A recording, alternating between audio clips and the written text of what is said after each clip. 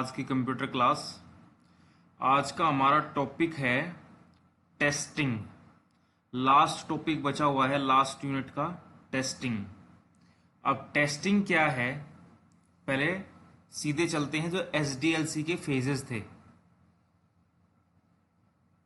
यानी कि जो हमारे एसडीएलसी मॉडल के 6 फेजेस थे, इसमें चलते हैं। यहाँ देखते हैं टेस्टिंग कहाँ पे। देखो, पहला फेज ज़रूरतें इकट्ठा करना और उसको एनालाइज करना। दूसरा, फिर ज़रूरतों को देख के ये बताना सॉफ्टवेयर बन सकता है या नहीं। तीसरा, उसका डिज़ाइन तैयार करना। चौथा, कोडिंग कर ली। ठीक है, डिज़ाइनिंग भी हो गया, कोडिंग भी हो गया, यानी सॉफ्टवेयर तैयार हो गया। अब उसकी टेस्टिंग, यानी कि जो सॉफ्टवेयर बना है उसकी टेस्टिंग करेंगे, टेस्ट करेंगे, उसको चला के देखेंगे कि भाई वो ठीक बना भी है या नहीं बना है। ठीक है, तो और उसके बाद लास्ट होता है मेंटेनेंस। ठीक है, लेकिन हम कई बार टेस्टिंग को ही लास्ट फेज बोल देते हैं, क्योंकि देखो मेंटेनेंस तो पूरी उम्र चलेगा। जब तक तुम सॉफ्टवेयर यूज करोगे पूरी लाइफ मेंटेनेंस तो चलती रहेगी, यानी कि सॉफ्टवेयर में कुछ खराबी आई तो उसको ठीक करना, उसका देखभाल करना, सॉफ्टवेयर की रख रखाव। तो मेंटेनेंस को हम कई बार जो है डेवलपमेंट में नहीं लेते हैं। हम कई बार ये बोल देते हैं डेवलपमेंट का लास्ट फेज टेस्टिंग है। भाई देखो, सॉफ्टवेयर बनाने का लास्ट फेज तो टेस्टिंग ही है ना। मेंटेनेंस तो क्योंकि पूरी उम्र चलेगा, पूरी लाइफ चलेगा जब तक सॉफ्टवेयर यूज करेंगे हम। तो अब चलते हैं सीधे अपने टेस्टिंग के नोट्स पे।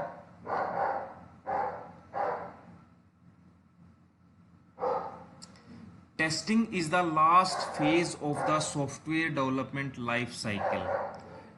टेस्टिंग क्या है? सॉफ्टवेयर डेवलपमेंट लाइफ साइकिल का लास्ट फेज है। ठीक है, testing is done before the software is delivered to customers. Testing कब की जाती है? जब हमने सॉफ्टवेयर तैयार कर लिया और हमको वो कस्टमर को डिलीवर करना है, यानी कि जिसने बनवाया था उसको देना है। उस देने से पहले हम टेस्टिंग करेंगे कि कहीं उसमें कोई खराबी तो नहीं है और कुछ उसमें डिफेक्ट हो। देखो, the aim of testing is to find defects in the software. जो मेन एम है टेस्टिंग करने का, जो तुमने सॉफ्टवेयर बनाया है उसको टेस्ट करने का, उसकी टेस्टिंग करने का मेन एम हमारा क्या है? ताकि हम उसमें डिफेक्ट ढूंढ सकें, एरर ढूंढ सकें, कुछ कमी ढूंढ सकें, ताकि सॉफ्टवेयर को अगले कस्टमर को देने से पहले उस कमी को दूर किया जा सके। ठीक है, दूसरा aim, another aim of testing is to check whether the software is meeting the requirements of the customer.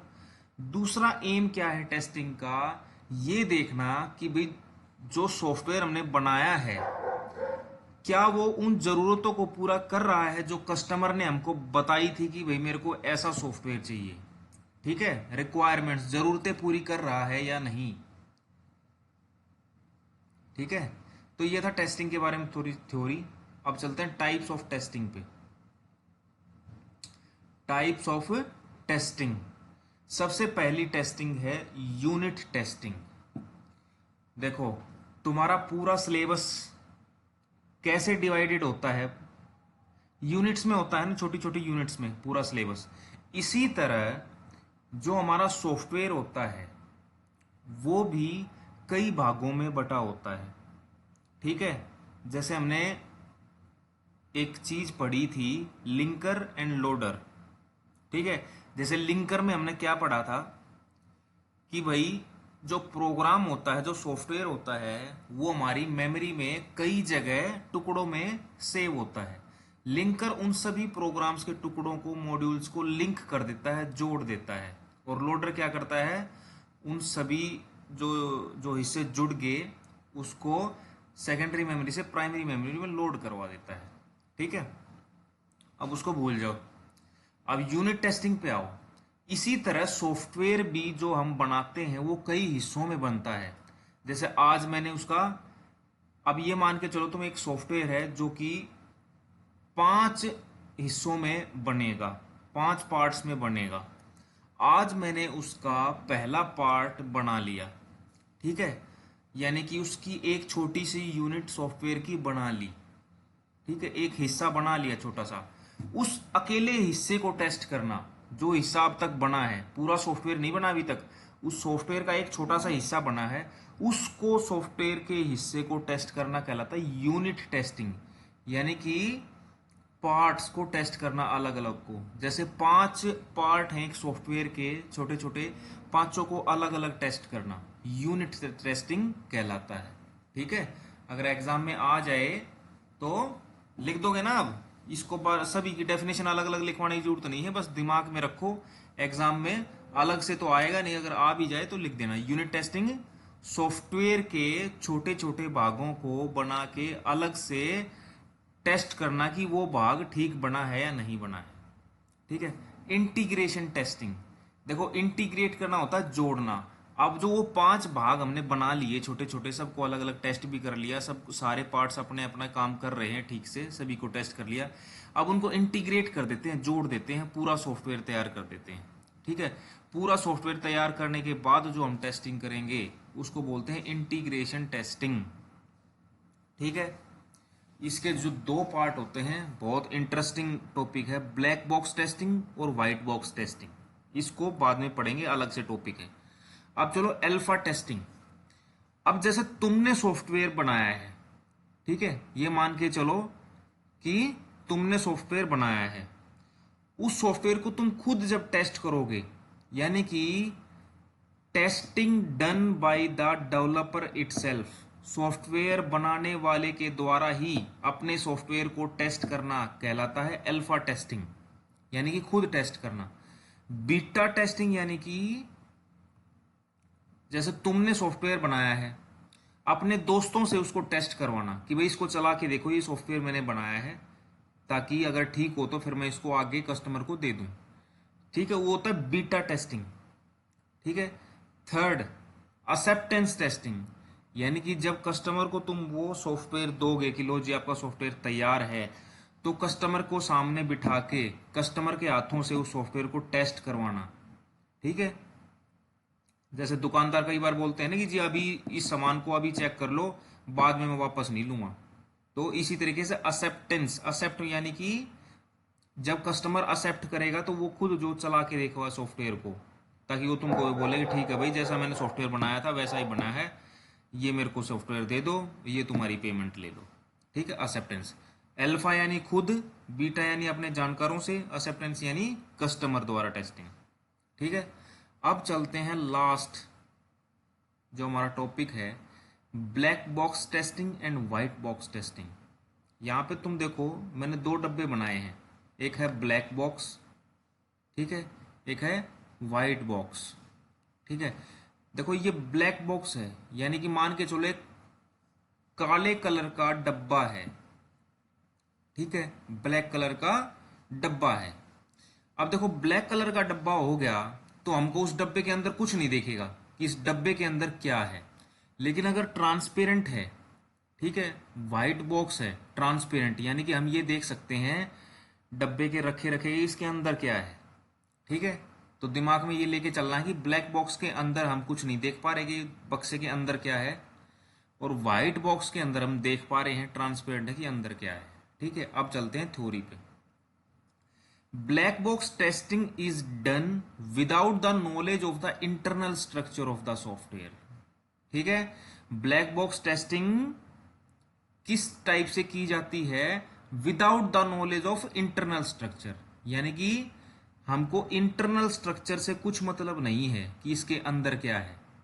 ठीक है, without the knowledge of internal structure, बिना इंटरनल स्ट्रक्चर की नॉलेज के जो टेस्टिंग की जाएगी वो है ब्लैक बॉक्स टेस्टिंग।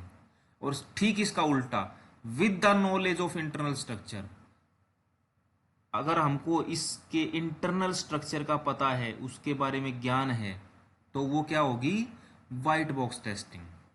ठीक है, अब चलते हैं second point, black box testing focuses on external testing.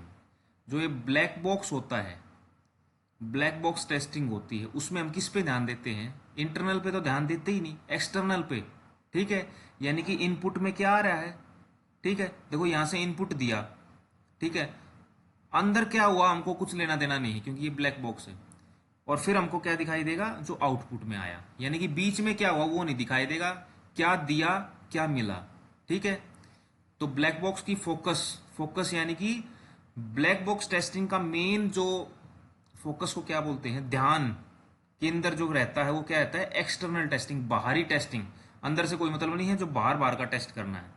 और व्हाइट बॉक्स में क्या होता है, फोकस किस पे होता है, इंटरनल टेस्टिंग पे, अंदर क्या है, अंदर क्या हो रहा है। ठीक है, in black box testing, third point पे आ जाओ, input and output part of the software is tested.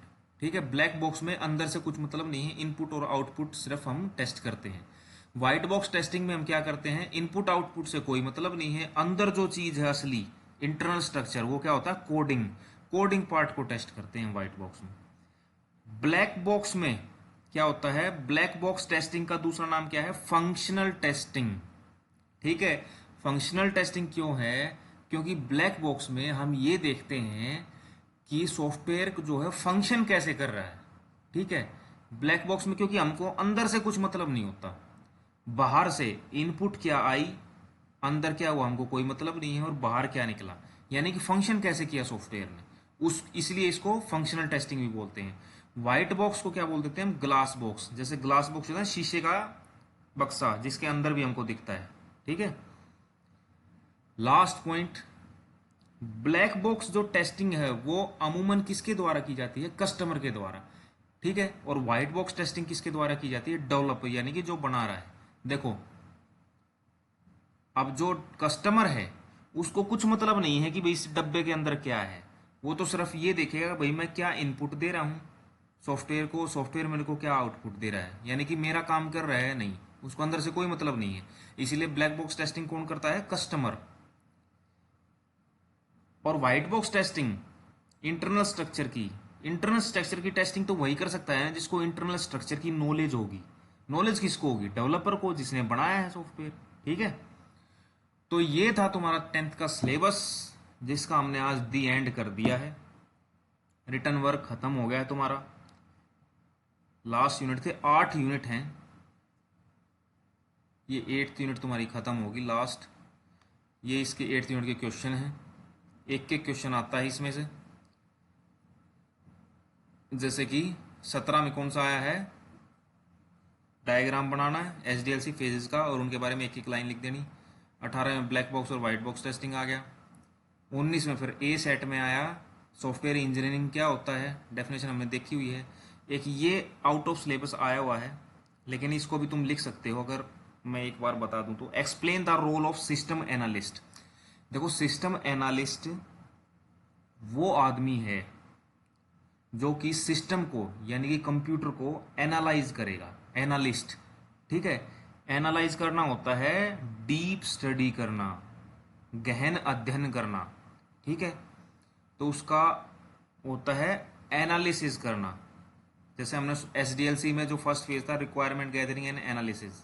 ठीक है, यानी कि जरूरतों को इकट्ठा करना, उनको फिर पढ़ना कि भाई क्या क्या जरूरतें हैं। इसी तरह सिस्टम एनालिस्ट का काम होता है सिस्टम का अध्ययन करके ये देखना कि भाई जो कस्टमर हैं, जो इस सिस्टम को यूज कर रहे हैं, उनकी जो है क्या क्या ज़रूरतें हैं, उनको क्या प्रॉब्लम आ रही है, उनको हम कैसे सोल्व कर सकते हैं। ठीक है, यानी कि सिस्टम को एनालाइज करने वाला। दूसरे में आ गया सर्वे के बारे में बताना। तीसरे में आ गया टेस्टिंग के बारे में बताना। चौथे में आ गया मेथड्स ऑफ रिकॉर्डिंग फैक्ट्स, यानी कि ज़रूरतें हम जो है रिक्वायरमेंट गैदरिंग के 4 तरीके बताए थे मैंने, इंटरव्यू, ऑब्जर्वेशन, क्वेश्चनर और सैम्पलिंग। ठीक है, वही है ये भी। तो तुम्हारा काम खत्म हो गया। Okay, thank you.